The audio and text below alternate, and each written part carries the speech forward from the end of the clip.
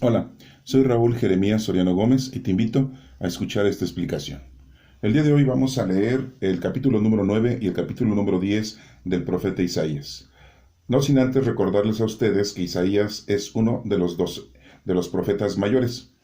Tenemos al profeta mayor Isaías, Jeremías, Ezequiel, Daniel. Y ya después nos menciona la Sagrada Escritura en el Antiguo Testamento que hay 12 profetas menores.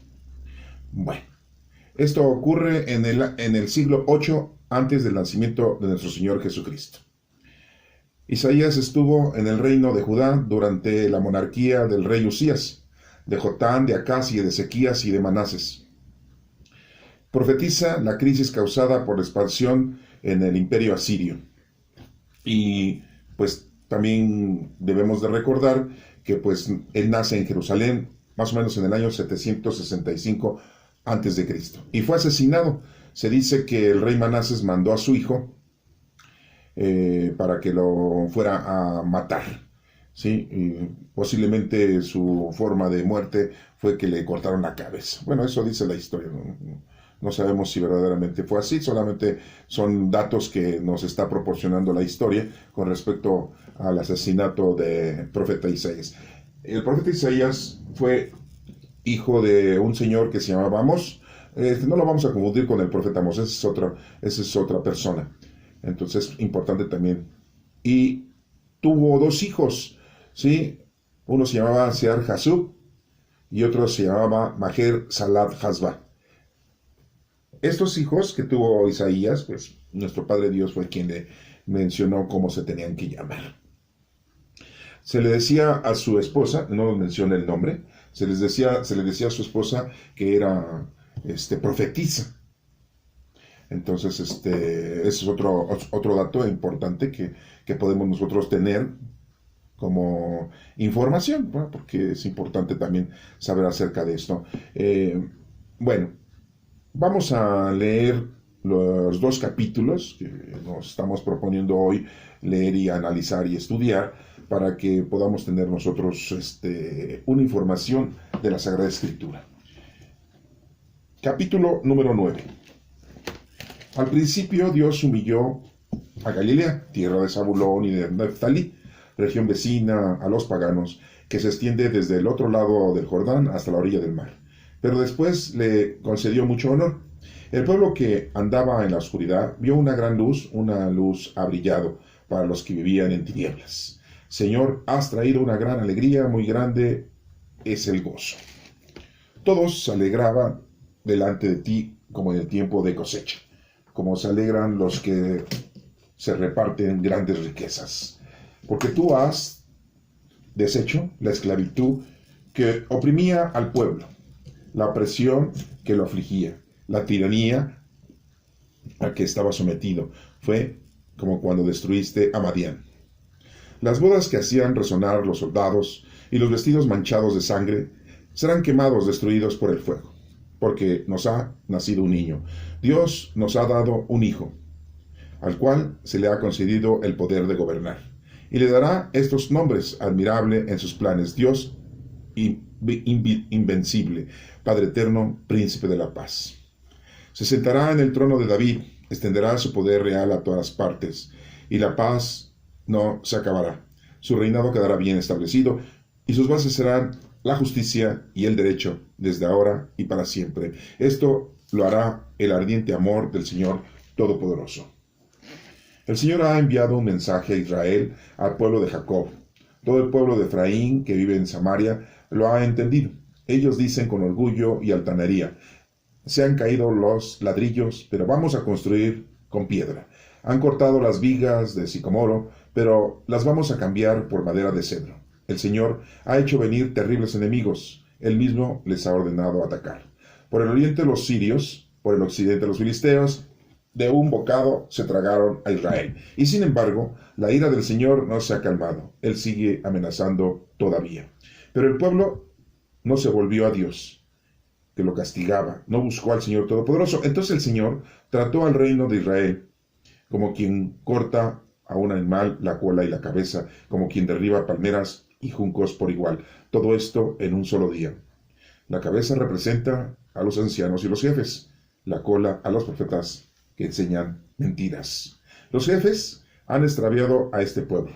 A los que buscaban un guía se perdieron. Por eso el Señor no tuvo compasión de los jóvenes, ni misericordia de los huérfanos y las viudas. Porque el pueblo entero es impío y perverso, y todos dicen disparates. Y sin embargo, la ira del Señor no se ha calmado. Él sigue amenazando todavía. La maldad hace estragos como un incendio que devora espinos y matorrales y quema luego los árboles del bosque y los lanza por los aires entre los torbellinos de humo. Por la ira del Señor Todopoderoso, el país está incendiado.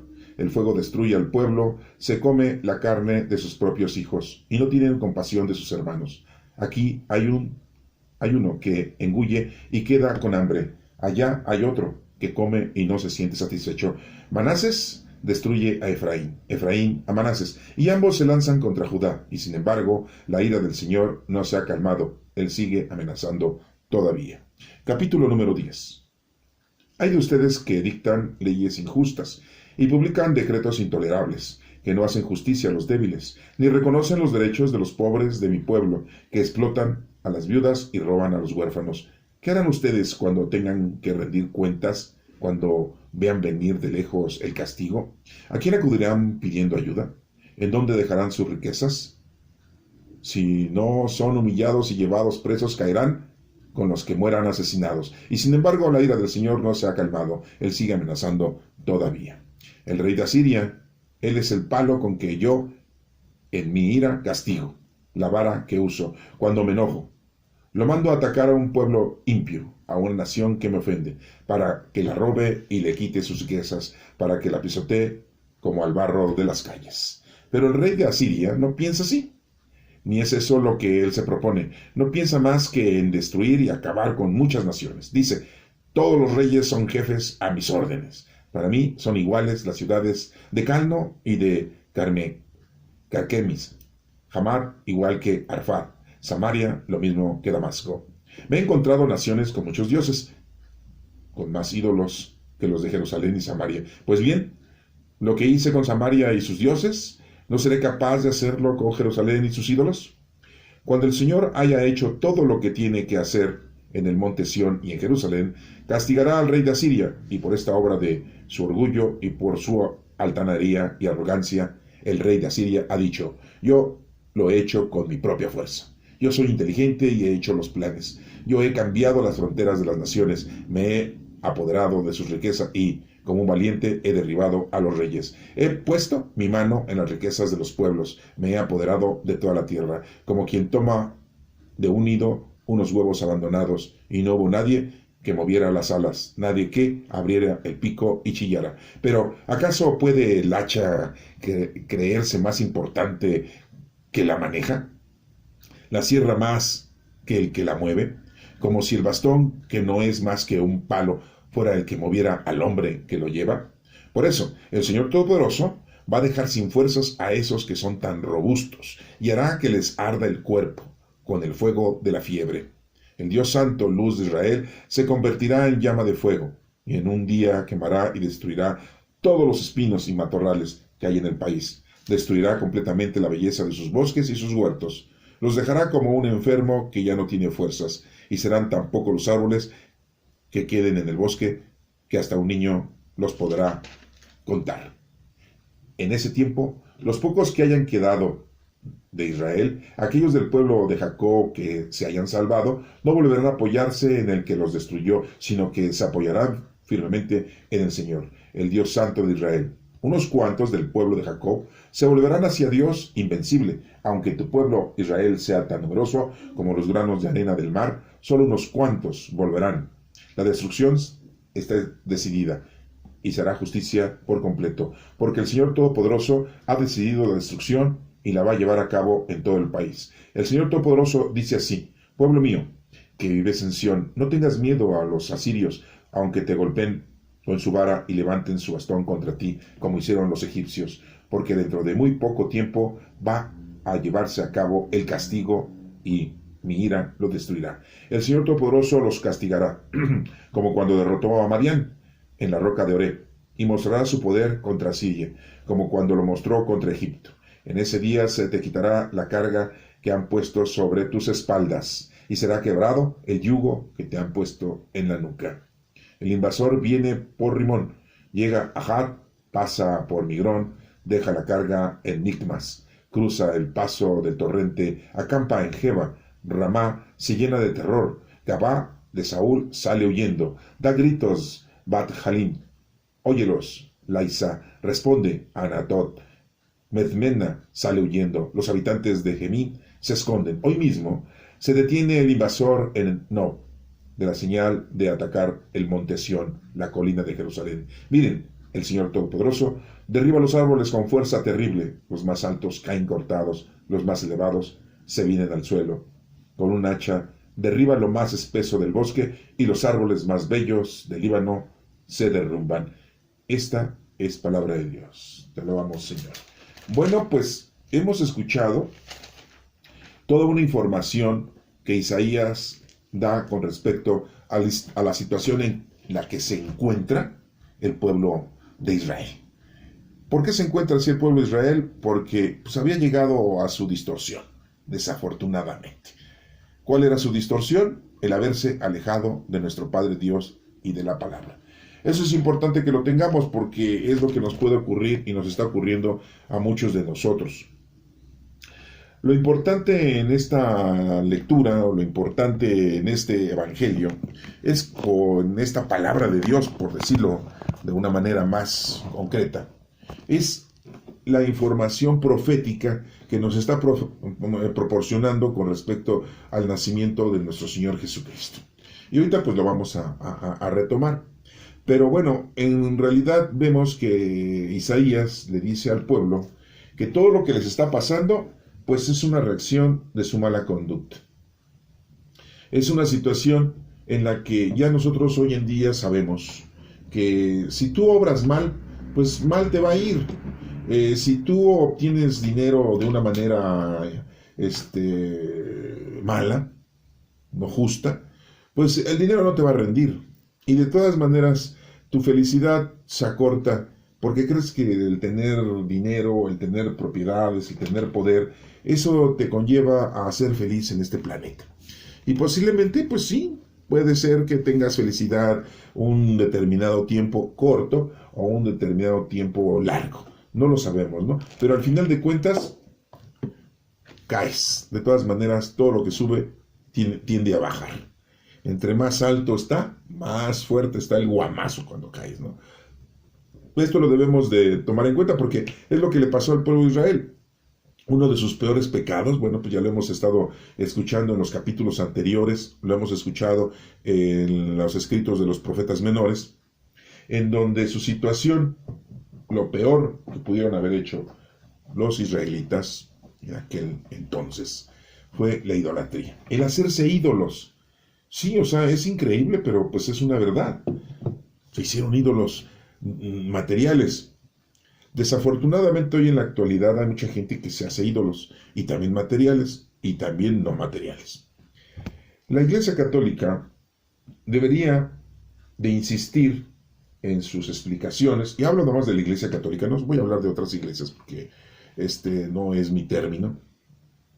Hablo de la Iglesia Católica de que ha elevado a los altares a muchos personajes, a muchas personalidades.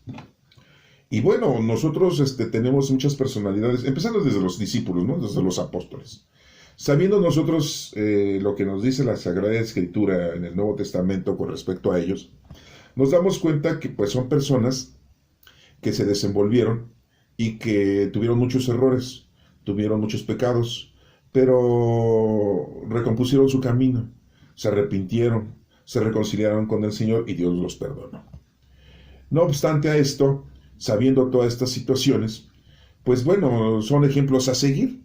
¿Por qué? Porque cada uno de ellos nos puede proporcionar una actitud de arrepentimiento, sabiendo que yo me equivoqué igual que Pedro, yo me equivoqué igual que Judas Tomás, yo me equivoqué igual que Andrés, yo me equivoqué como los hijos del trueno, o sea, Juan y Santiago el mayor, yo me equivoqué igual que Judas el valiente.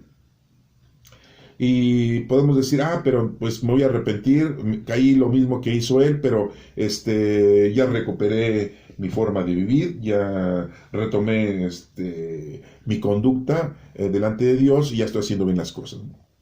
Pero bueno, la Iglesia Católica los eleva a los altares como diciendo son santos, porque se arrepintieron, como Judas Iscariote también se arrepintió, pero es el único discípulo y apóstol de nuestro Señor Jesucristo que no lo subió a los altares de la Iglesia Católica.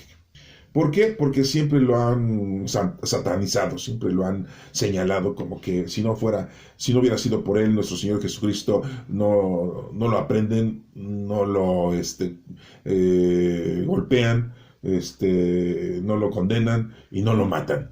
Siendo que nuestro Señor Jesucristo sabía lo que le iba a pasar y sabía cómo iban a suceder las cosas. Entonces, pues, nosotros lo que sí sabemos es de que Judas Iscariote se arrepintió porque devolvió las monedas de plata, las 30 monedas de plata, y las arrojó al templo. ¿Y qué es lo que nos pide Dios? Que nos arrepentamos de nuestros pecados. Y él se arrepintió, entregado a un inocente. Le dijeron los fariseos, a nosotros, ¿qué nos importa eso? Bueno, y se trató de ahorcar. No esto, ¿por qué? Pues que se sentía indigno, ¿no? Pero Dios no le permitió que se ahorcara, sino en el momento que te trata de ahorcar, se cae la rama o se rompe, y entonces del guamazo, pues cae y se mata, ¿no? Pero se mata por accidente, porque su deseo era suicidarse, y al haberse querido suicidar, pues era un pecado, pero en el momento de que no se suscita el suicidio, sino que muere por el accidente, pues entonces no es pecado, aunque él haya provocado ese incidente, ¿verdad? Pues se arrepiente, ¿no? Y entonces, pero bueno, la Iglesia Católica no lo ha subido a los altares, ¿no? ¿Para qué la Iglesia Católica sube a los altares a los personajes? Pues para que sean un ejemplo de vida, un ejemplo de arrepentimiento, un ejemplo de que si tú haces lo mismo que está haciendo ese discípulo, bueno, pues corrígete, así como se corrigió él, y adelante.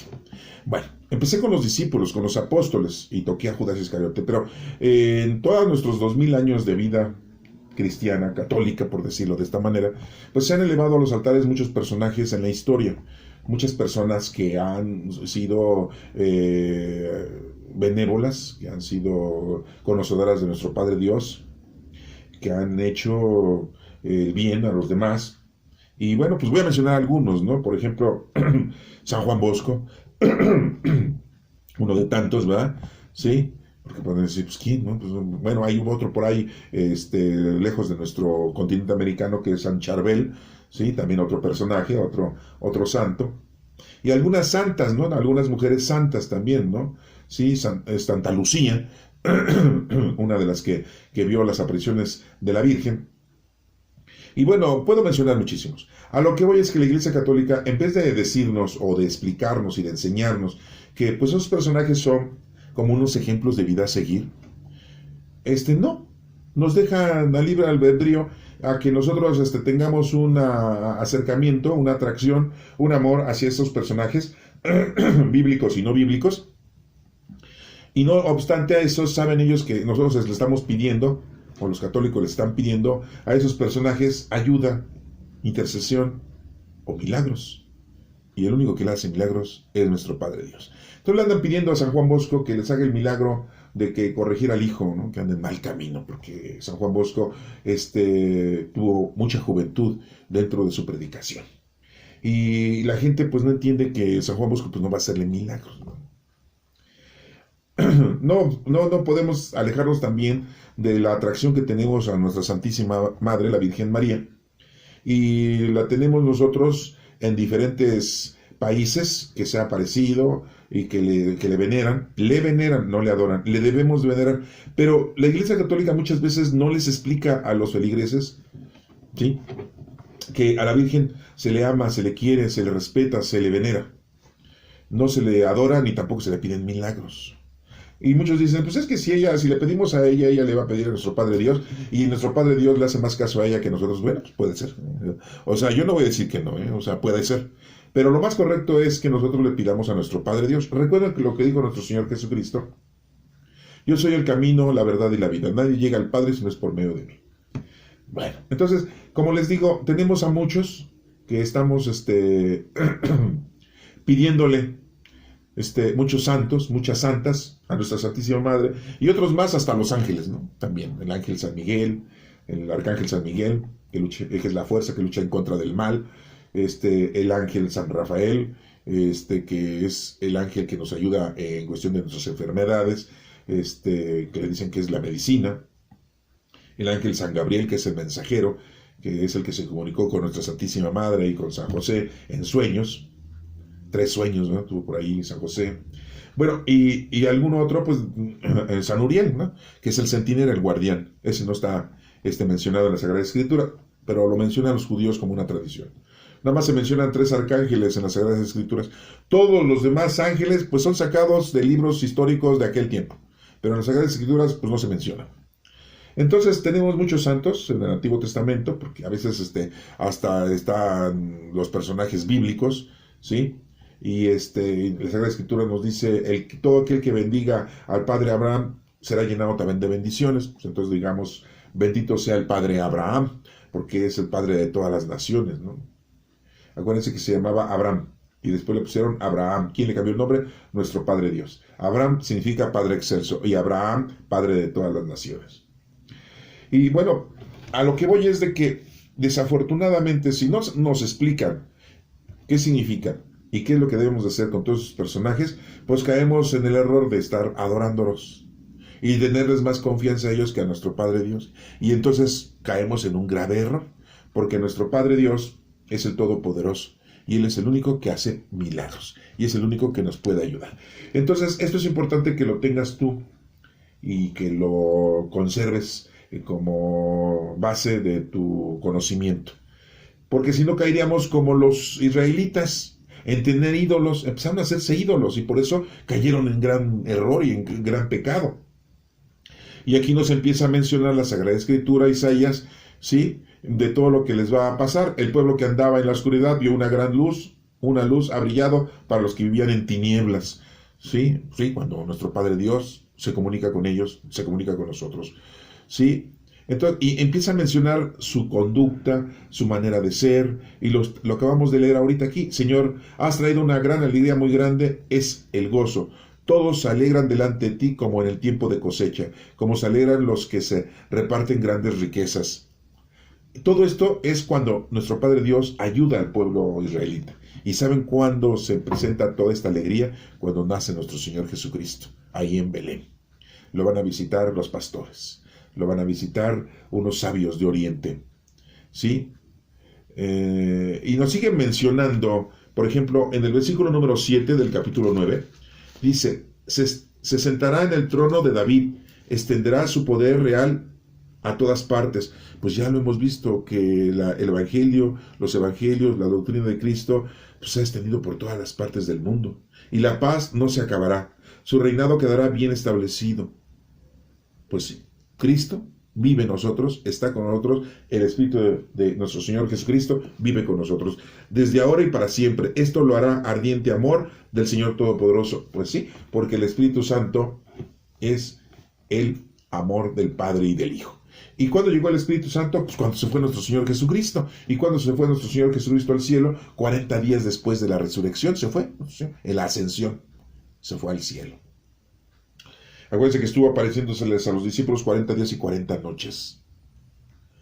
Y después, 10 días después, llegó el Espíritu Santo a todas las naciones, a todo el mundo. Hoy en la actualidad, pues se hace de una manera sacramental, se hace de una manera institucional, en donde a todo el ser humano, principalmente desde niños, se les hace que los lleven a que reciban el Espíritu Santo, dejándoles caer agua en su cabeza, y mencionando, yo te bautizo en el nombre del Padre, del Hijo y del Espíritu Santo.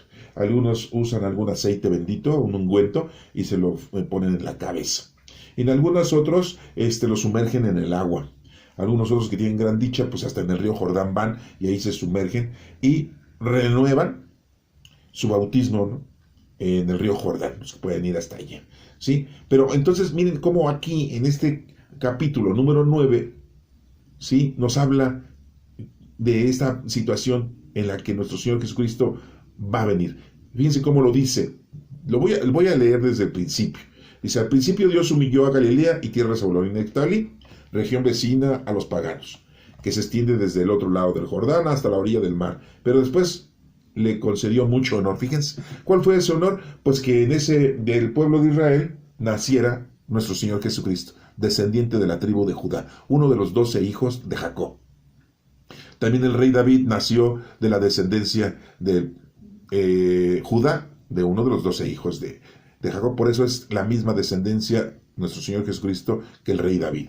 Dice, el pueblo que andaba en la oscuridad vio una gran luz, una luz ha brillado para los que vivían en tinieblas. Pues en el momento que llegó nuestro Señor Jesucristo es la luz total, y aún estamos en el año 2021 y todavía estamos disfrutando de esa luz, y la vamos a disfrutar siempre. Muy grande es el gozo. Todos se alegran delante de ti como en el tiempo de cosecha, como se alegran los que se reparten grandes riquezas. Pues, mucha felicidad nos llenó el que naciera nuestro Señor Jesucristo, porque tú has deshecho la esclavitud que oprimía al pueblo, la opresión que lo afligía, la tiranía a que estaba sometido, fue como cuando destruices a Madián. Esto se refiere cuando el pueblo israelita es liberado de la opresión de los conquistadores, ¿no? De los filisteos, de los asirios, de los babilonios. Pero también cuando llega nuestro Señor Jesucristo. Pues les digo, es una cosa que es una profecía que se cumplió en su tiempo del pueblo israelita, en la época de Isaías, pero también en la época del nacimiento de nuestro Señor Jesucristo, y se profetiza para nosotros cuando encontramos el reconciliarse con nuestro Padre Dios y te arrepientes de tus pecados. Dice, si las botas que hacían resonar los soldados y los vestidos manchados de sangre serán quemados, destruidos por el fuego. Sí, todo va a cambiar, y cambió con nuestro Señor Jesucristo, porque nos ha nacido un niño. Dios nos ha dado un hijo, al cual se le ha concedido el poder de gobernar. Le dice Pilato, ¿acaso tú eres rey? Y le dice Jesús, tú lo has dicho, yo soy rey. Y si mi reino fuera de este mundo, sí, me vendrían a liberar mis súbditos. Pero mi reino no es de este mundo, no es un mundo material, mundanón. No, pues no. ¿Sí? Y le darán estos nombres: admirable en sus planes, Dios invencible. ¿Sí? Pues sí. ¿Quién venció a la muerte? Nuestro Señor Jesucristo, porque resucitó. ¿Quién venció al mal? Al maligno, nuestro Señor Jesucristo. ¿Se acuerdan de las 3 tentaciones que estuvo nuestro Señor Jesucristo en el desierto? Padre eterno, príncipe de la paz, se sentará en el trono de David, extenderá su poder real en todas las partes, y la paz no se acabará, su reinado quedará bien establecido, y sus bases serán la justicia y el derecho, desde ahora y para siempre. Esto lo hará ardiente amor del Señor Todopoderoso. Bueno, pues ahí está bien claro la profecía de que nuestro Señor Jesucristo iba a llegar al mundo y que se cumple. Y bueno, pues sigue diciendo la profecía de Isaías, ¿sí? Todo el suceso con respecto al pueblo israelita en la situación en la que se encontraban. Sigue diciendo, el Señor ha enviado un mensaje a Israel, al pueblo de Jacob, todo el pueblo de Efraín y que vive en Samaria lo ha entendido. Ellos dicen con orgullo y altanería, se han caído los ladrillos, pero vamos a construir con piedra. Han cortado las vigas de sicomoro, pero los vamos a cambiar por madera de cedro. El Señor ha hecho venir terribles enemigos. Porque nada se mueve sin la voluntad de nuestro Padre Dios. ¿Cómo castigó Dios al pueblo israelita por su idolatría, principalmente? Pues dejando que el rey asirio, pues los invadiera y los conquistara y acabara con ellos. Pero no acabó con todos, porque hay una parte de Israel, como nos menciona aquí, que sobrevivieron y que de ahí viene la descendencia de la nueva generación de los israelitas en la actualidad. ¿Sí? Y pues sigue diciendo, ¿no? Todo por el oriente, los sirios, por el occidente, los filisteos. ¿Sí? Pero el pueblo no se volvió a Dios, aparte que lo estaba sintiendo, que lo estaba castigando, pues no se volvía a Dios. Seguía en su ironía de pecado. No le importó vivir esa situación de conquista, de invasión de los asirios. Seguía cometiendo errores y pecado. Entonces, nos damos cuenta que aquí la situación del pueblo israelita era una situación muy, muy difícil, ¿no? Porque no aceptaban la palabra de Dios, a pesar de estar sintiendo el poder de Dios y el amor que Dios les tenía y que de alguna manera pues se les estaba aplicando. Por eso les digo, pues Dios dejó al pueblo asirio que conquistara y que invadiera para que les pusiera un buen castigo a los israelitas por haber caído en la idolatría. Y todo esto pues lo está mencionando Isaías. Dice, la maldad hace estragos como un incendio que devora espinos y matorrales y quema luego los árboles del bosque y los lanza por los aires entre los torbellinos de humo. Así sigue diciendo, ¿no? Sí, en otra parte dice, Manases destruye Efraín y Efraín de Manasés, o sea, todos se dan contra todos, ¿no? Y sin embargo la ira del Señor no se ha calmado. ¿Sí? En el capítulo 10 nos menciona muy claramente que la situación es muy crítica para los israelitas, porque nos hace preguntas. ¿Qué harán ustedes cuando tengan que rendir cuentas, cuando vean venir de lejos el castigo? A ver, ¿qué van a hacer? ¿Sí? ¿Cómo va a ser su forma de defenderse, ¿no? ¿A quién van a acudir pidiendo ayuda? ¿En dónde van a dejar sus riquezas? Si son humillados y llevados presos, caerán con los que mueran asesinados. Y sin embargo, la ira del Señor no se ha calmado y sigue amenazando todavía. Entonces, les aclara muy fuertemente Isaías la situación en la que se está encontrando el pueblo israelita.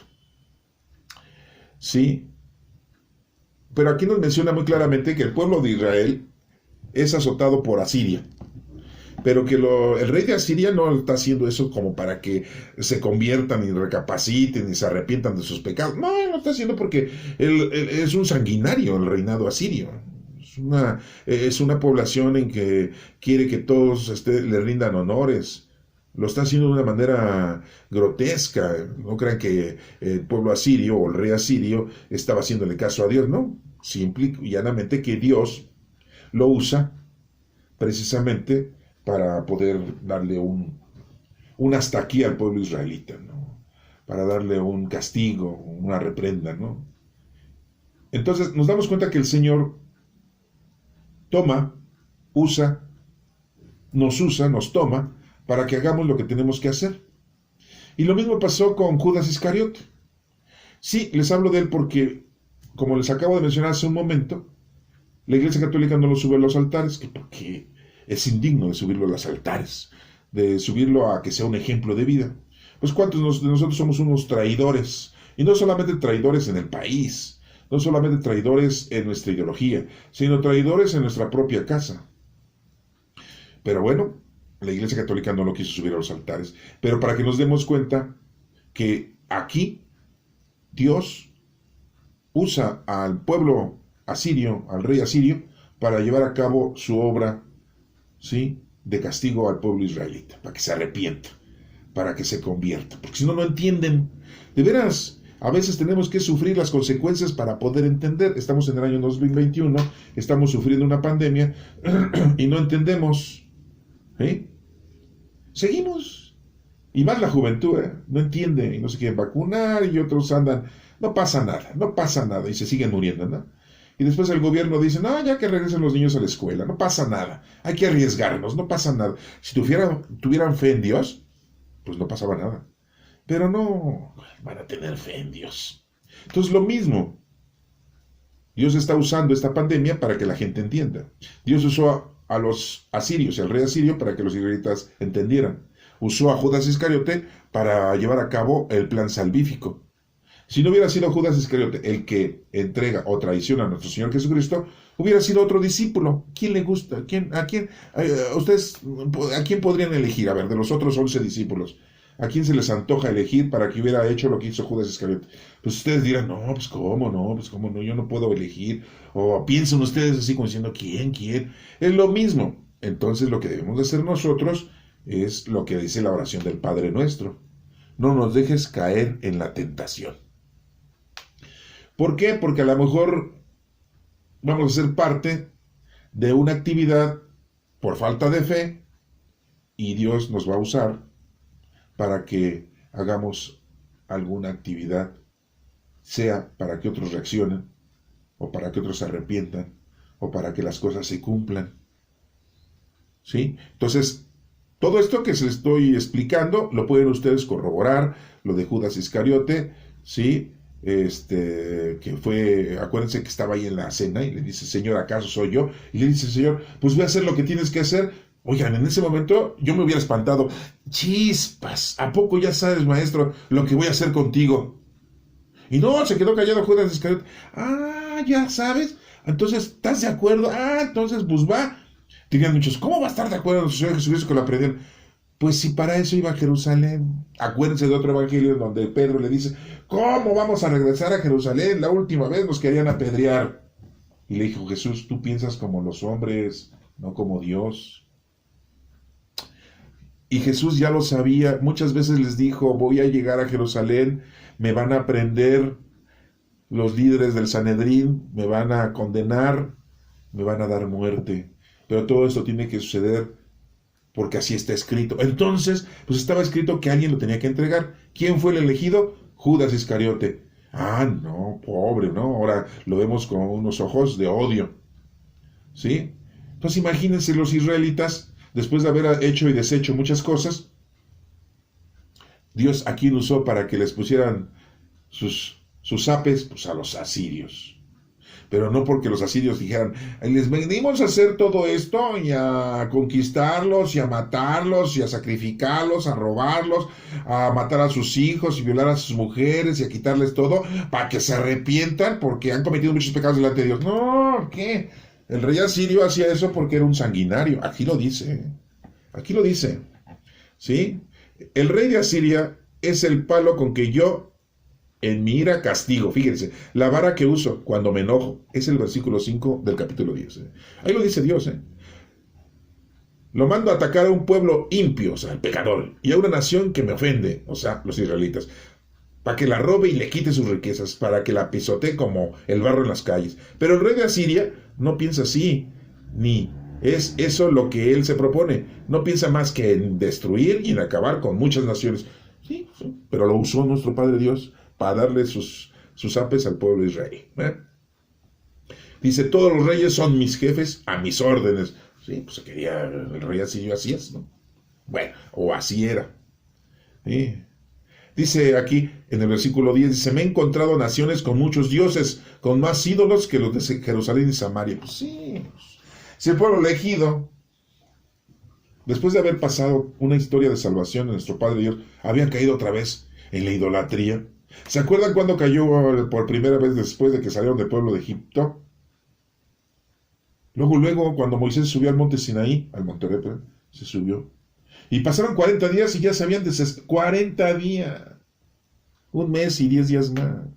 Ya se habían desesperado. Que porque dicen, ¿a dónde vamos a ir a parar? No hay tierra fértil. Nosotros no vemos un lugar en donde vivir. Y empezaron a reprocharle a Aarón, que era el hermano de Moisés. Él se había quedado abajo. Oye, Aarón, ya Moisés lleva 40 días y no se baja. Ve y búscalo. No, pues él tiene que bajar. Oye, no, quién sabe qué. Vamos a hacernos dioses como en Egipto, para pedirles a esos dioses que nos den bienestar. Bienestar, me suena bienestar. Sí, la tarjeta de bienestar. Ellos querían otro tipo de tarjeta, ¿no? Que nos dé salud, ¿verdad? Sí, no de vino, sino salud, de vida, ¿no? Que nos dé comida, buena agricultura. Y Aarón les ayudó a hacer los becerros de oro, o ídolos, o sea, no, sí, de ver, no, bueno, podría yo criticar al pueblo israelita, pero los mexicanos estamos igual, o peor, sí, porque nosotros nos hacemos muchos ídolos, sí, nos hacemos ídolos del dinero, del poder, del sexo, nos hacemos ídolos de los cantantes, de los artistas, sí, del disfrute, de los paseos, de las comilonas, nos hacemos ídolos de muchas cosas, sí, y muchos trabajan para pagar sus grandes entradas a un espectáculo del deporte, y que ya va a venir a pelear el Canelo con la hierbabuena, y pues hay que pagar 100,000. Dicen 100,000. Sí, a veces pagan hasta $100,000. No, o sea, hay gente que no tiene que comer, hay gente que no tiene que vestir, y esa gente gastando dinero a manos llenas. Bueno, entonces, este pueblo de Israel, después de haber pasado tantas cosas que Dios le había ayudado, le dio de comer al pueblo israelita durante 40 años. Le dio de comer el maná. Bueno, así se le llama, así se dice, maná. ¿Qué quiere decir? ¿Qué es esto? Maná. Sí, era como como algo que caía del cielo, como una forma de migajón. Entonces bajaban las codornices a comerse ese migajón, y pues los judíos comían codorniz y comían ese tipo como pan. 40 años. Y no solo eso, hizo muchas cosas nuestro Padre. Ahorita pues me tardaría horas y horas y horas y horas y horas mencionando todas las cosas que ha hecho nuestro Padre Dios, ayudar a ese pueblo, al pueblo escogido. Y vean lo que vienen a hacer en esta época, en el siglo 8 antes de Cristo, en la época de Isaías. Vuelven a cometer el error de alejarse de Dios. Por eso aquí nos menciona que Dios pues estaba como muy enojado, ¿no? Así como los papás se enojan con los hijos, ¿sí? Que les dan sus nalgadas y sus cachetadas las mamás, ¿no? Bueno, todo esto lo está mencionando Isaías en esta lectura, en este capítulo. Dice en el versículo 15, dice, pero ¿acaso puede el hacha creerse más importante que la maneja? ¿La sierra más que la mueve? Como si el bastón, que no es más que un palo, fuera el que moviera al hombre que lo lleva.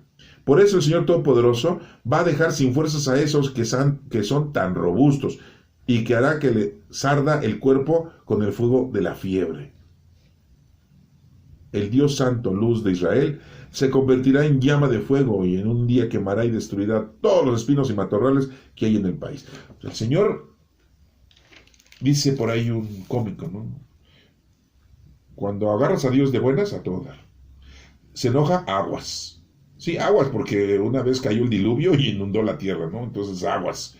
Entonces, vemos cómo el Señor destruye lo malo, ¿sí? Entonces, muchos de nosotros decimos, pero ese le va re bien. Tiene mucho dinero y todo lo obtuvo con maldad.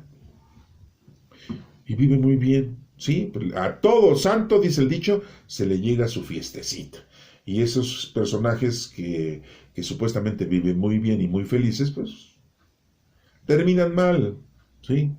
Entonces, pues aquí vemos la acción de Dios en destrucción de toda esa maldad. En el versículo 21 dice, unos cuantos del pueblo de Jacob se van a volver a Dios. Aunque tu pueblo Israel sea tan numeroso como los granos de la arena del mar, solo unos cuantos volverán. La destrucción está decidida y se hará justicia por completo. Y esos pocos cuantos que sobrevivieron fueron los que hicieron que después la descendencia naciera nuestro Señor Jesucristo, descendiente de uno de los hijos de Jacob, que era Judá. Bueno, pues todo esto nos lo está mencionando Isaías y vemos cómo todo esto se cumple, ¿sí? Versículo 24 dice, el Señor Todopoderoso dice así, pueblo mío que vives en Sión, no tengas miedo a los asirios, aunque te golpeen con su vara y levanten su bastón contra ti, como hicieron los egipcios, porque dentro de muy poco tiempo va a llevarse a cabo el castigo y mira, los destruirá. El Señor Todopoderoso los castigará, como cuando derrotó a Madián en la roca de Oreb. Sí, mostrará su poder contra Siria, como cuando lo mostró contra Egipto. ¿Se acuerdan de las plagas que le mandó a los egipcios? ¿Cuántas plagas le mandó? 10 plagotas, ¿no? ¿Sí? En ese día te quitará la carga que han puesto sobre tus espaldas, y será quebrado el yugo que te han puesto en la nuca. Y sigue diciendo, una parte importante, está en el versículo 32 de este capítulo, dice, hoy mismo se detiene el invasor en Nob, da la señal de atacar el monte Sión, la colina de Jerusalén. Miren, el Señor Todopoderoso derriba los árboles con fuerza terrible. Los más altos caen cortados, los más elevados se vienen al suelo. ¿Qué habrá pasado ahí? Pues posiblemente hubo un desastre natural, ¿no? Con un hacha derriba lo más espeso del bosque y que los árboles más bellos del Líbano se derrumban. Bueno, entonces estamos viendo aquí que nuestro Padre Dios tiene una intervención muy clara para acabar con la maldad, con los pueblos malos, tomando en cuenta también al pueblo israelita, pero deja algunos que sobreviven, los que pues se arrepintieron, los que se reconciliaron, los que hicieron oración y los que agradaron a nuestro Padre Dios. Bueno, espero que estos 2 capítulos los puedas volver a leer con calma y te vayas dando cuenta tú exactamente, siempre y cuando hagas oración al Espíritu Santo para que te vaya guiando, y cuáles algunos otros mensajes que te demanda nuestro Padre Dios para que vayas entendiendo. Que Dios te bendiga.